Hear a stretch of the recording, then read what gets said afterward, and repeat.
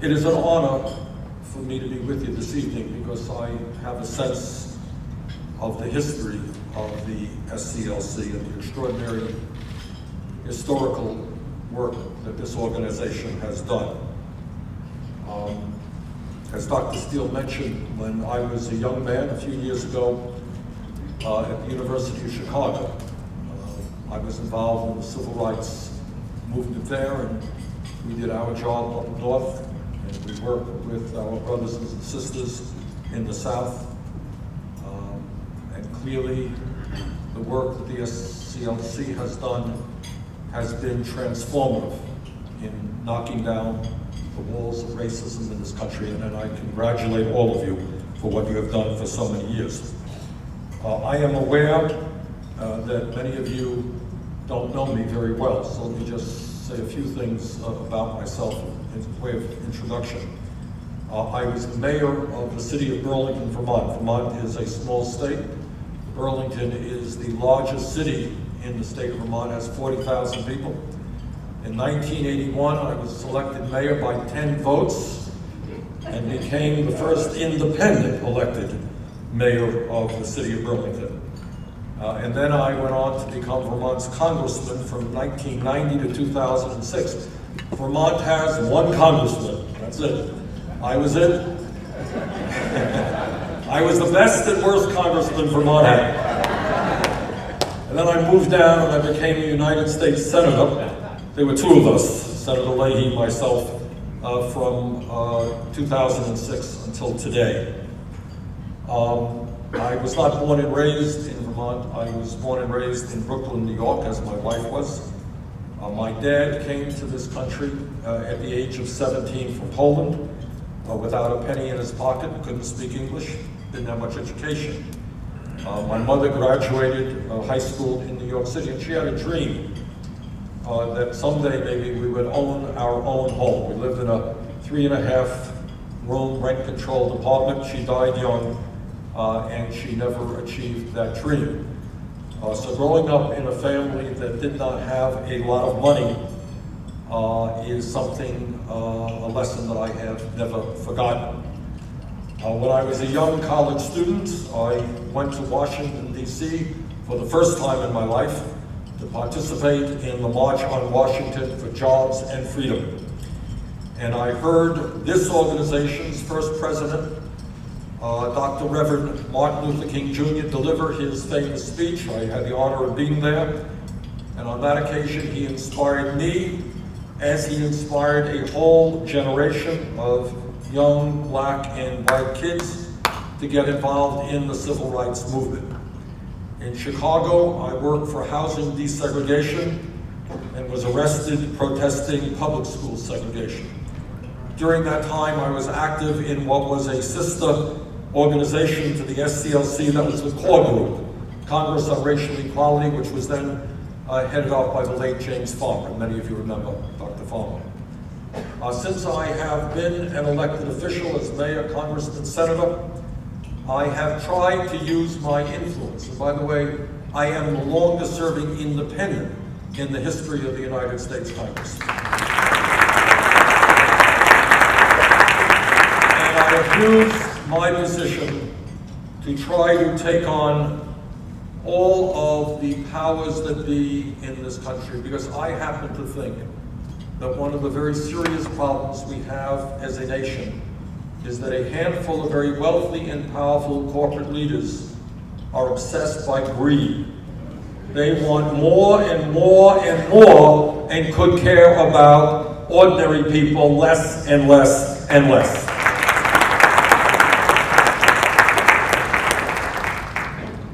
The decision to run for president of the United States, needless to say, is no small decision. My wife and I struggled about that for a long time. I love my job as Vermont's senator. I invite all of you to come and visit us. We are one of the most beautiful states in the country. And I love that job. I love being home with my 4 kids and 7 beautiful grandchildren, something which, needless to say, I am less able to do today than I was a few months ago. But I decided to run for president because the reality is that this country today faces more serious problems than at any time since the Great Depression of the 1930s. And if you throw in the issue of climate change, which the scientists tell us is threatening the entire planet, it may well be that at this moment, our country faces more crises than we have seen in a very, very long time. And clearly, it seems to me that if we are going to address these crises, we need to do today what the civil rights movement has always done, and that is bring people together to take on the powers that be. And the reason for that is that the powers that be have unlimited sums of money. They own much of the economy today. They control much of the political process. But what I have always believed, and I think what the civil rights movement has indicated, is that when thousands and millions of people stand together, there is no stopping us. We can succeed. And what I wanted to do today is to touch on very briefly two issues which some people look at as separate issues. I really don't. And one is the issue of racial justice and institutional racism, an enormously significant problem. And the other issue is income and wealth inequality, and the fact that we have the most unequal distribution of wealth and income of any major country on earth, and it is worse here today than at any time since 1928. That's an issue we have to deal with. What I want to do is just quote from a very interesting article appeared in the Washington Post in January of this year in honor of Dr. King's birthday. It was written by Eugene Robinson, an excellent columnist for the Washington Post. This is what he said. And what he's talking about is the need to look at economics as well as justice and how King saw it. And he said, and I quote, "As we celebrate Dr. King's great achievement and sacrifice, it is wrong to round off the sharp edges of his legacy. He saw inequality as a fundamental and tragic flaw in this society, and he made clear in the weeks leading up to his assassination that economic issues were becoming the central focus of his advocacy."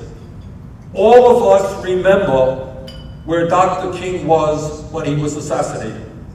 He wasn't at a quote-unquote civil rights march. He was working with sanitation workers whose wages were abysmal and whose working conditions were abysmal.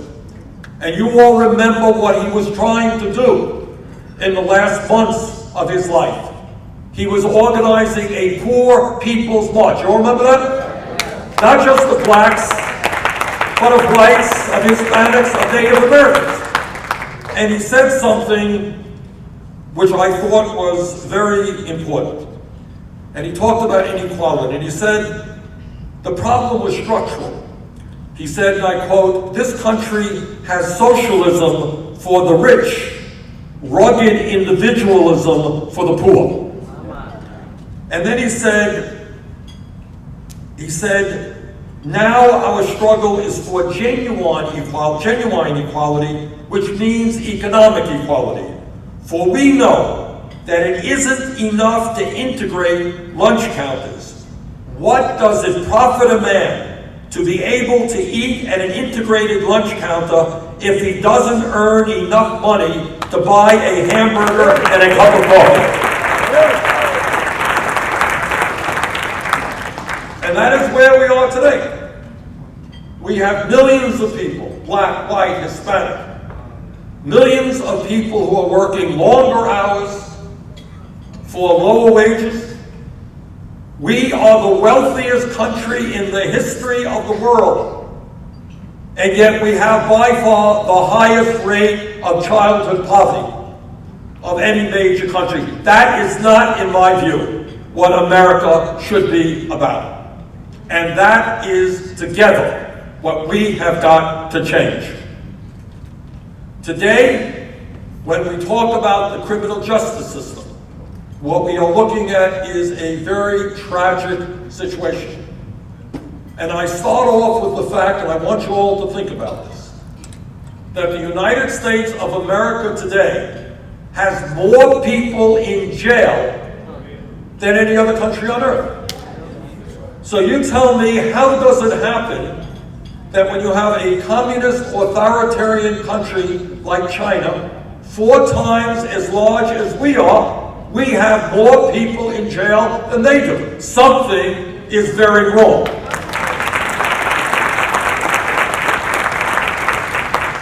If current trends continue, 1 in 4 black males born today can expect to spend time in prison during their lifetime.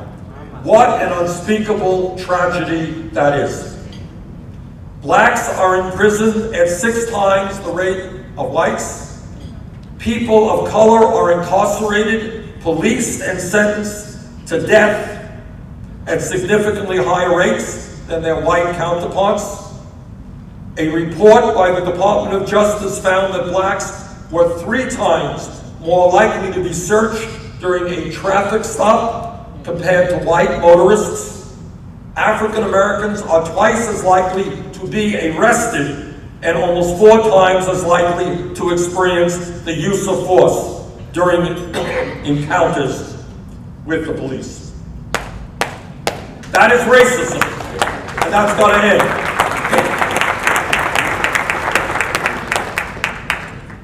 But as bad as these statistics are, and they are indeed a tragedy, the situation for many people of color is worse yet.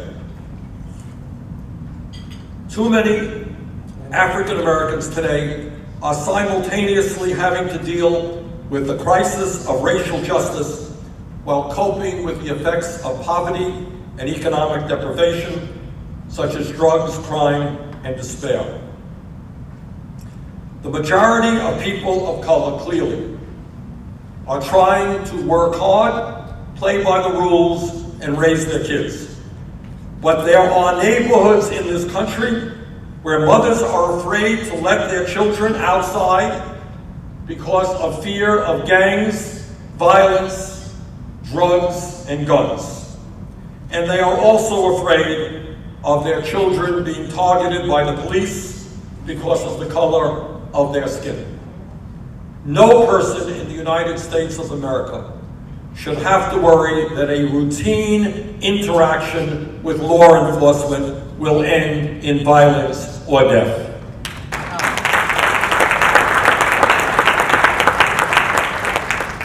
It is clear to me, and we have seen it just recently, and we have seen it over and over and over again. Seen it with Sandra Bland, but we have seen it many, many times, that it is absolutely necessary to reform criminal justice in America. A person who commits a minor traffic violation, I think she forgot to put on her turn signal, should not be yanked out of her car, assaulted, handcuffed, put in jail, and die 3 days later. That's not what should happen when you commit a minor traffic violation. We must reform our criminal justice system. Black lives do matter, and we must value black lives. Without giving you a long discussion, let me get to the core of some of the things that I think we've got to do. First of all, and I say this as a former mayor who ran a police department, I get astounded when I turn on the TV and you see in some of these cities police departments that look like armies. They look like they're invading a community with heavy-duty machinery. You know, think they're going to war rather than being a local police department. So I think very clearly we have to demilitarize our police department. We don't need tanks and guns in the United States of America. Our people are not their enemies. We must invest in community policing. That's something that I did when I was mayor of Burlington. And what that means is that police become part of the community. They are known by the community. The community has confidence in them, can go to them when there's a drug dealer down the block, rather than seeing the police department as an oppressive force. And by the way, to the degree that we can, police departments should look like the communities they are policing. We need a major initiative, and we need cooperation between the federal government, state government, and local governments to train police officers so that force and violence become the last course of action. For people who have committed crimes that have landed them in jail, there needs to be a path back from prison. We have an outrageously high rate of recidivism in this country. People go into jail, they learn how to be better criminals, they come out of jail, they don't have any money, they don't have any jobs, and because they have a police record, they can't get a job. And our job is when people come out of jail to make sure they stay out of jail and not go back into jail. We must end the over-incarceration of non-violent young Americans who do not pose a serious threat to our society. So you have a non-violent offender, you put them in jail, and that person has that stain on their lives for the rest of their lives. Very hard to get a job. High unemployment, tough to get a job. You got a jail sentence, somebody says to you, where you been for the last 2 years? Oh, I've been in jail. Okay, have a nice day. You're not getting a job at my place. So we have got to be very, very careful before we throw nonviolent young Americans into jail. Let me also be very clear with you. Maybe not everybody agrees with me, but this is my view. That the war on drugs has by and large been a failure and has ruined too many lives. Black lives, white lives, Hispanic lives.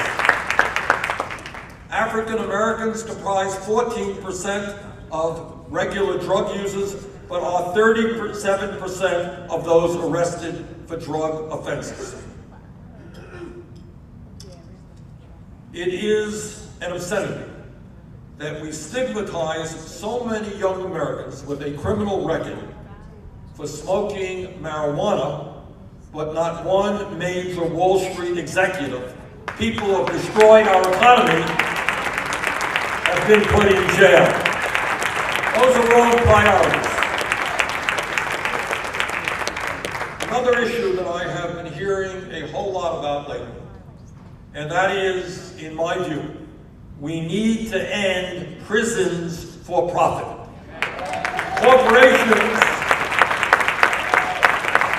Corporations should not be profiteering and having an incentive to arrest, jail, and detain people. We should not be making money by throwing people in jail. Rather, we need to invest in drug courts. If somebody has a drug problem, and far too many do, you got an illness. Treat it as an illness, not as a criminal problem. Furthermore, nationally in so many areas, we need to greatly expand our mental health capabilities to help people in need. I know in my state, and I'm sure it's true all over America, somebody has a drug problem, it takes them much too long to get the help that they need. But we have to go beyond just ending violence perpetrated by the state. As we saw so horribly in South Carolina last month, there are still those, hard to believe, but there are still those who seek to terrorize the African American community with violence and intimidation. One had hoped that maybe that was a relic of the past. And what that tells me is that we need to make sure the federal resources are there to crack down on these illegal hate groups that are springing up all over America. We need a new social movement to let all of the racist haters out there know that they will no longer be accepted in a civilized society.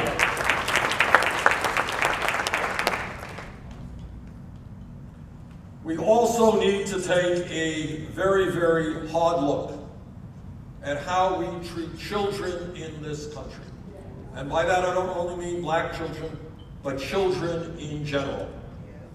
There are moms and dads who go to work all over this country, in Vermont and Louisiana, all over this country.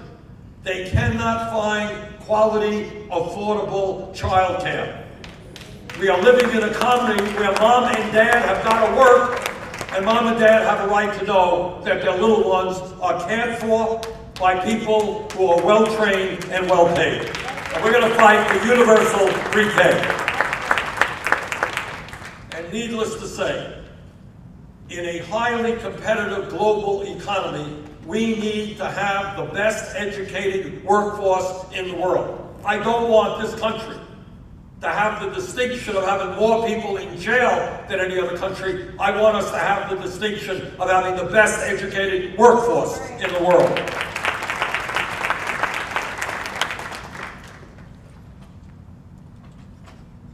Dr. King made the point that we have got to intertwine the issues of racial justice with the issue of economics.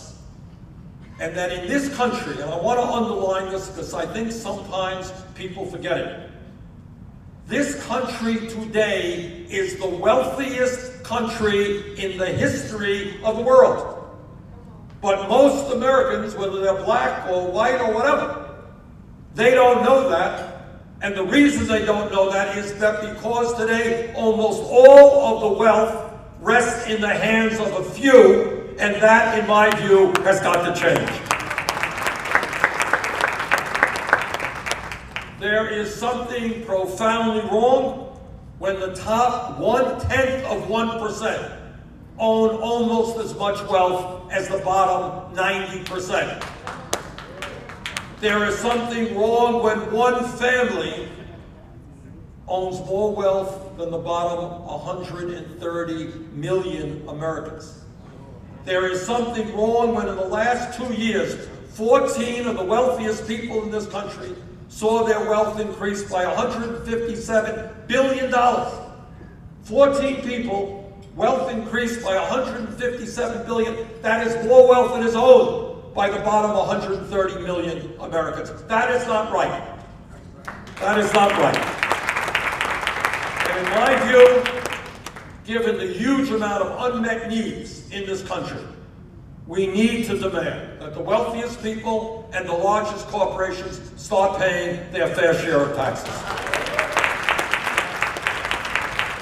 And the message that we are going to send, and I'm doing this every day, we got a meeting in New Orleans tomorrow night, and what I will be saying loudly and clearly, I know not everybody is comfortable with it, but that the greed of the billionaire class, you have billionaires out there who have more money than they can spend in 1,000 lifetimes, and yet now they are investing in trying to destroy Social Security and Medicare and Medicaid and children's programs. That is greed, that's selfishness, and that has got to end. But it is not only income and wealth inequality, there's another issue out there of huge concern. Let me be very clear with you. Thank God our economy today is a heck of a lot better than it was when President Bush left office. We have made real progress. When Bush left office, we were losing 800,000 jobs a month. And people are complaining, they say, well, we're only growing 250,000 jobs a month now. It's not enough. Well, it is not enough. That's a heck of a lot better than losing 800,000 jobs a month. But despite that, here is the truth. We are better now than we were 7 years ago, but for the last 40 years, the middle class of this country has been disappearing. What we are seeing is people working longer hours for lower wages. Now you tell me, I want you to think about this for 1 minute. All of you are aware about the explosion in technology, all of the computers, and all of the iPads and iPhones and robotics. Tell me why it is that when worker productivity has increased, people are making less money. Why? You would think that with increased productivity, people would be making more money or working fewer hours. The truth is they're working longer hours and making less money. And the answer is very simple. We have a rigged economy. And it's an economy designed so that the rich get much richer and everybody else gets poorer, and we're going to change that. Now, unemployment today is much, much less than it was before Obama became president. That's a good thing. But let me tell you something about unemployment. When you read in the papers that unemployment is 5.3%, that ain't the whole truth. If you look at real unemployment as opposed to official unemployment, what you look at is people who are unemployed, people who have given up looking for work, and many people who are working part-time when they want to work full-time. You add all that together, real unemployment today is 10.5%. And let me tell you something that is much worse, and we do not discuss at all. And that is the issue of youth unemployment. I asked some economists last month at the Economic Policy Institute to do a study for me, to tell me what real youth unemployment was. And this is what they came out with, and nobody has contradicted this. For high school graduates between 17 and 20, if you are white, real unemployment, don't have a job, working part-time, or giving up looking for work, real unemployment is 33%. If you are Hispanic, real unemployment is 36%. If you are an African American kid, high school graduate, 17 to 20, youth unemployment is 51%. That is a national disgrace. And not only are we not addressing that issue, we aren't even talking about that issue. And if anybody in this room thinks that there is not a connection between kids without jobs, without education, hanging out on street corners all over this country, and the fact that we have so many people in jail, in all due respect, you would be sorely mistaken. So in my view, it makes a lot more sense to me to invest in jobs and education rather than jails and incarceration. And when we talk about wages and why people are working 2 or 3 jobs, let's be clear. The federal minimum wage of $7.25 an hour is a starvation wage and must be raised. Now the good news is, we got a lot of young people, often people of color, marching on the streets all over this country. And I've been marching with them. And out in Seattle, and in Los Angeles, and now in New York State, people are raising the minimum wage to $15 an hour, which I think is exactly right. But when we talk about wages, it's not only raising the minimum wage, it is pay equity. Women should not be making 78 cents compared to men. So we're going to fight for pay equity for women workers. You know, we hear a whole lot about family values, right? Your politicians talking about family values. Here is a family value that people don't talk about. The United States is the only major country on earth that does not provide paid family and medical leave. What that means is that today in Louisiana and Vermont, women are giving birth to babies. And if they don't have adequate income, you know what happens to those women? They're back at work a week after giving birth. That's not a family value. And I believe we should join the rest of the industrialized world and make sure that when a woman and a man have a baby, they have the time to stay home with that baby with paid family and medical leave. Now, let me be a little bit partisan. I know you are not partisan, but my job is to be partisan. So I can say things that you can't. I am the ranking member, leader of the Democrats, on the Budget Committee. And I want to tell you a little bit about the budget that the Republicans passed about 6 weeks ago. And you tell me whether this budget has anything to do with the reality facing the American people. We are the only major country on earth that doesn't guarantee health care to all people as a right. The Affordable Care Act, which I strongly supported, made progress, but it hasn't gone far enough. I want to see every American have health care as a right of citizenship. But you know what the Republican budget did? It eliminated the Affordable Care Act.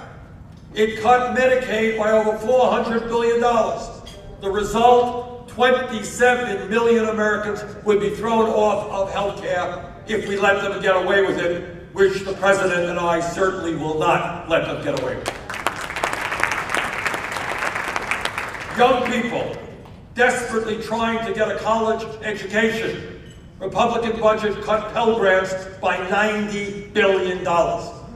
Families all over America trying to put food on the table. I was in Iowa last month, and I was talking to people connected to an emergency food shelf. 90% of the people who go to the emergency food shelf are working people. People are having a hard time feeding their families.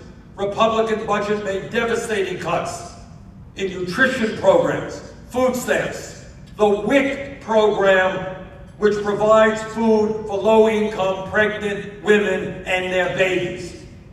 Meanwhile, in that same budget, Republicans gave $250 billion in tax breaks to the richest 0.2%.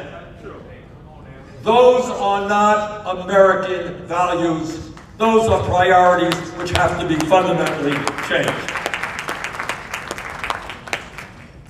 Let me touch on two other issues of extraordinary importance. And let me say this to you as straightforwardly as I possibly can.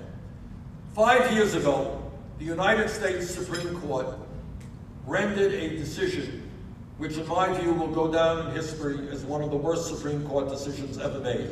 It was in the case of Citizens United. And what Citizens United, by a 5-4 decision, what that decision said to the wealthiest people in this country, it said, you know guys, you already own much of the economy. We are now going to give you the opportunity to purchase the United States government. And that is precisely what they are doing today. The wealthiest families in this country are spending hundreds and hundreds and hundreds of millions of dollars to elect candidates who will make the rich richer and everybody else poorer. And I pledge to you that I will never nominate a person to the United States Supreme Court who has not gone on record in saying that we will overturn this Citizens United Supreme Court case.